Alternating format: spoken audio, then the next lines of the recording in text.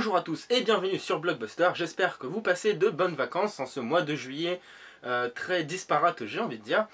Pour ma part, je suis de retour de vacances et nous allons parler cette fois-ci de The Amazing Spider-Man, donc réalisé par Mark Webb avec entre autres Emma Stone et Andrew Garfield dans le rôle titre, qui remplace donc Tobey Maguire.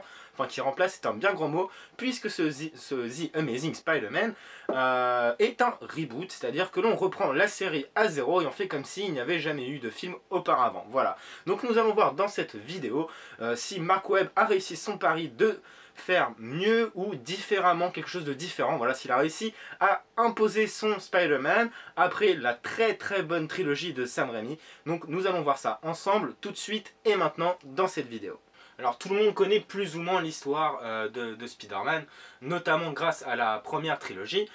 Donc il faut savoir que ce Amazing Spider-Man, dans la première partie du film en tout cas, reprend ligne pour ligne quasiment le même scénario, c'est-à-dire que nous allons découvrir Peter Parker, nous allons découvrir son environnement, son tempérament, etc. Enfin voilà. Petite nouveauté, on va voir la séparation avec ses parents, dans quelles circonstances ça s'est passé, etc. On va retrouver forcément, alors là ce sera Gwen Stacy et non Mary Jane, mais le principe est le même, avec la petite amourette qui naît, etc. C'est vraiment exactement la même chose. La mort de l'oncle Ben, enfin tout ça c'est vraiment identique. Il y a même des plans qui sont très comment dire, transparents, dans le sens où on a l'impression de retrouver des plans du premier. Mais en même temps c'est un piège qui était difficile d'éviter, parce que bah, voilà, Spider-Man ça reste la même base, voilà, c'est toujours la même base. Et donc à partir de là, arriver à faire quelque chose de relativement différent, c'est compliqué. Donc ils se sont rattrapés par la suite, bien entendu, avec l'histoire de l'homme lézard, mais je n'en dirai pas plus.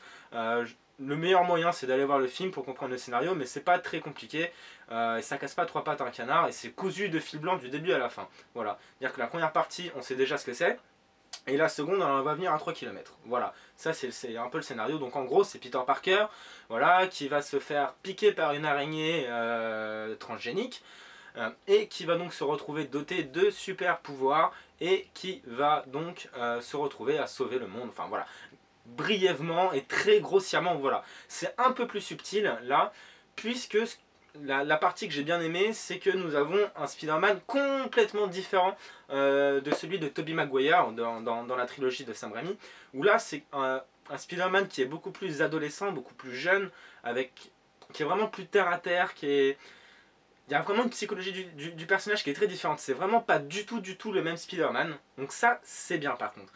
Comme le fait que quand il se fait mordre par cette fameuse araignée, il ne se met pas à tisser de la toile avec ses poignets du jour au lendemain. Non. En fait, la piqûre d'araignée dans ce Spider-Man va juste lui donner son sens arachnéen, ses réflexes, etc.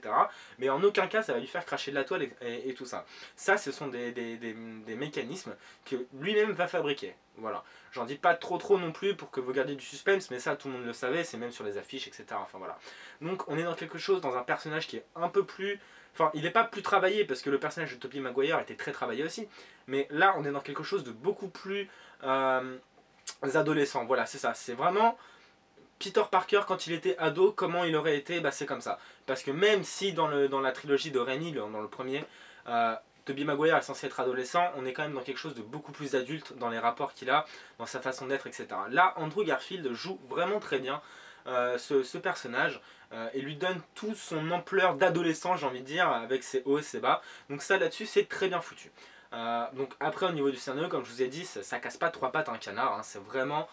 première partie du film, on l'a déjà vu, et la seconde, c'est cousu de fil blanc, et c'est voilà, c'est pas incroyablement scénarisé. Voilà un petit peu ce qu'on pouvait dire sur le scénario. Je ne pense pas que je vais avoir grand chose à ajouter là-dessus, puisque bon, ça reste quand même un blockbuster de base avec pas une richesse scénaristique incroyable. Voilà. En dehors de ça, l'aspect visuel, nous allons en parler, puisque c'est quand même un des points d'orgue du film, c'est la photographie, les effets spéciaux, etc. Alors qu'est-ce qu'on va pouvoir dire là-dessus? Alors première chose positive, le nouveau Spider-Man. Alors moi j'ai trouvé très classe, vraiment il est très beau. Il est beaucoup plus designé, si je peux m'exprimer ainsi, que le premier, avec des courbes plus... Vraiment, enfin, je saurais pas comment l'expliquer, mais il est beaucoup plus fin, il est beaucoup plus agile. Andrew Garfield là-dessus apporte vraiment beaucoup. par son gabarit, parce que là on est dans un Spider-Man qui est vraiment... par exemple dans le premier de Rémi, on voit très bien lorsqu'il s'est fait piquer, son changement musculaire, etc. Là, que dalle. C'est-à-dire il garde son gabarit à lui, voilà, qui est donc très fin. Et ça va beaucoup jouer sur l'aspect de Spider-Man, puisque comme je l'ai dit, il est plus élancé, plus fin, il est beaucoup plus agile, beaucoup plus... voilà, c'est un Spider-Man beaucoup plus organique, voilà, c'est le mot, c'est beaucoup plus organique. Et ça, c'était vraiment très bien, c'est très joli à voir, c'est très bien fait. Je me répète, mais Andrew Garfield se débrouille très bien. On est vraiment... Moi j'ai beaucoup aimé ce Spider-Man, peut-être même un peu plus que celui de Rémi, parce que voilà, il a une certaine classe vraiment, il a quelque chose qui dégage quelque chose, et c'est vraiment très bien fait. En dehors de ça, les effets spéciaux, qu'est-ce qu'on pourrait dire? Avant les effets spéciaux, parlons un peu plus de la photographie, qui est ma foi tout à fait respectable. Il y a de très belles images, de très beaux plans sur la vue, sur des vues de Manhattan, etc. Enfin, non, c'est très joli, voilà, on sent qu'il connaît son truc, qu'il gère bien son boulot, pardon. En dehors de ça, donc les effets spéciaux sont dans l'ensemble plutôt convaincants.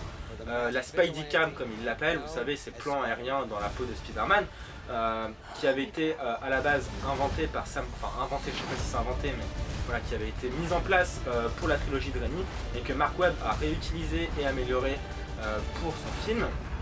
Donc les plans en Spidey Cam sont très sympathiques, voilà, on a vraiment l'impression de voler, d'être avec Spider-Man. En plus la 3D, bon, on en reparlera un peu plus, mais ça renforce cette impression. Après, là où j'ai été déçu, c'est sur vraiment ma grosse déception de ce film, c'est l'Homme Lézard. Je ne sais pas ce qu'ils ont fait. L'Homme Lézard, moi je me rappelle, c'était un de mes héros favoris dans les dessins animés que je regardais quand j'étais plus jeune.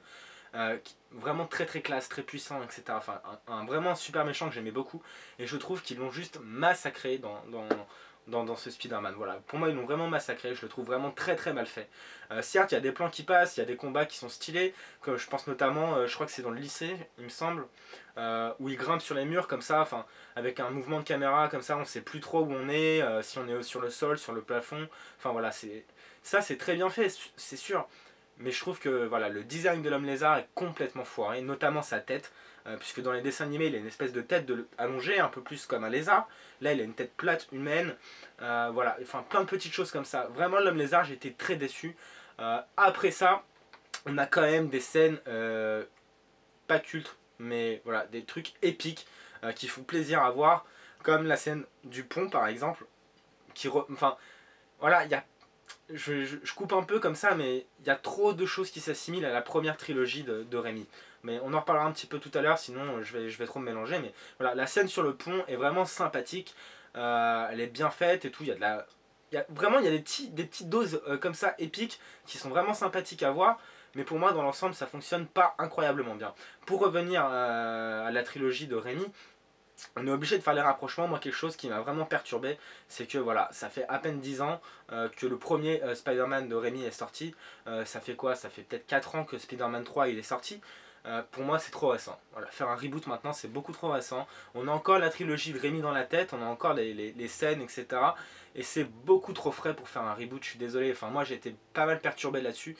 Et franchement, il y a des plans, des scènes qui rappellent trop ce qu'on a pu voir chez Rémi.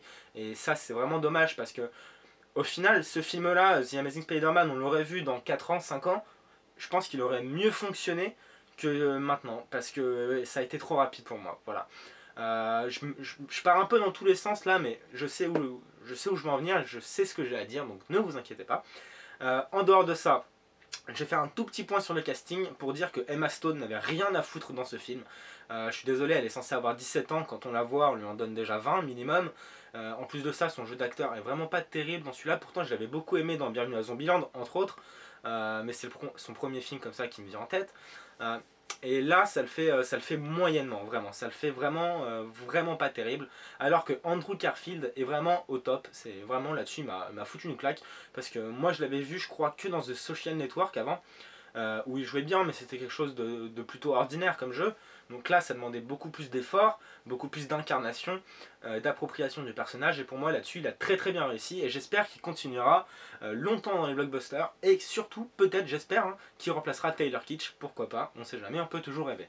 Voilà, voilà à peu près ce qu'on pouvait dire sur l'aspect visuel du film. Donc très très esthétique, très bien réalisé, hein. Enfin voilà, il n'y a pas de faute de réalisation incroyable, c'est bien fait, c'est mené tambour battant, c'est bien construit, mais pour moi le reboot est beaucoup trop tôt, il y a un sérieux problème sur le lézard, et surtout voilà, enfin pas surtout mais en plus de ça, un casting un peu coup-ci coup-ça de temps en temps, voilà, c'est pas incroyable. Voilà un petit peu la généralité de ce qu'on pouvait dire sur ce The Amazing Spider-Man. Un dernier point sur la 3D pour dire que pour une fois j'ai été vraiment déçu de la 3D. Je l'ai vraiment pas trouvé utile au film. Alors pourtant si je me trompe pas ça a été tourné avec des caméras 3D. Or franchement moi la 3D ça m'a rien fait. J'ai vraiment pas trouvé ça incroyable à part quelques scènes aériennes. Mais en dehors de ça, ça vaut vraiment pas le coup d'aller voir en 3D. À part la toute dernière scène, juste avant le générique, la toute dernière scène avant le générique, là il y a un truc monstrueux, je vais pas vous dire, mais en 3D ça par contre ça claque, c'est vraiment incroyable, ça dure 10 secondes, même pas, mais ça claque vraiment, et rien, enfin, non ça vaut même pas le coup d'aller le voir en 3D juste pour ça, mais voilà, si vous allez le voir en 3D, sachez qu'à la fin, il y a un plan qui est vraiment super stylé, et donc voilà. La 3D c'est fait, le casting c'est fait, je pense avoir fait à peu près le tour de tout ce que je voulais dire sur ce The Amazing Spider-Man, donc nous allons pouvoir conclure. Donc moi c'est vrai que je suis assez partagé sur ce The Amazing Spider-Man, moi je l'attendais vraiment avec beaucoup d'impatience, je vais pas dire que j'ai été déçu, j'ai pas été déçu, mais disons qu'il n'a pas été à la hauteur de mes attentes, voilà. J'ai l'impression qu'à chaque fois que j'attends vraiment un film, il n'est pas à la hauteur de mes attentes. Alors peut-être que j'ai des exigences un peu trop hautes, je ne sais pas, mais en tout cas voilà, moi je vous conseillerais d'aller le voir. Si la première trilogie vous a plu, si vous voulez voir autre chose, découvrir un autre Spider-Man, voilà, enfin passer à autre chose, je vous conseille d'aller le voir. Si vous attendez un film encore plus épique, encore plus puissant, encore plus fort, je vous déconseille fortement d'aller le voir parce que ça manque vraiment d'Epic Time. Vraiment, ça manque vraiment, je trouve. C'est pas assez épique, c'est pas à la hauteur d'un Spider-Man. Surtout après ce qu'on a vu avec Sam Raimi. Je suis désolé, c'est pas à la hauteur. Et voilà, ça manque un peu de, de lyrisme. Enfin, de lyrisme, c'est pas vraiment le mot, mais d'envolée, de voilà. Pour moi, c'est pas assez ambitieux, peut-être. Voilà. Voilà, c'est tout ce que j'avais à vous dire en tout cas sur ce The Amazing Spider-Man. Merci à tous d'avoir regardé cette vidéo et on se retrouve la semaine prochaine pour parler de The Dark Knight Rises. Enfin, il arrive sur nos écrans le 25 juillet prochain, la fin de la trilogie Batman de Christopher Nolan au cinéma en IMAX en plus. Donc voilà, nous parlerons de ça la semaine prochaine, en fin de semaine prochaine ou début de la semaine d'après. Quoi qu'il arrive, elle arrivera rapidement après la sortie de The Dark Knight Rises comparée à celle de The Amazing Spider-Man. Voilà tout ce qu'on pouvait dire sur la prochaine vidéo et sur The Amazing Spider-Man. J'espère ne m'être pas trop mélangé dans tout ce que j'avais à vous dire. Et puis merci à tous d'avoir regardé cette vidéo et de me suivre sur YouTube, sur Facebook. Et puis donc à très bientôt.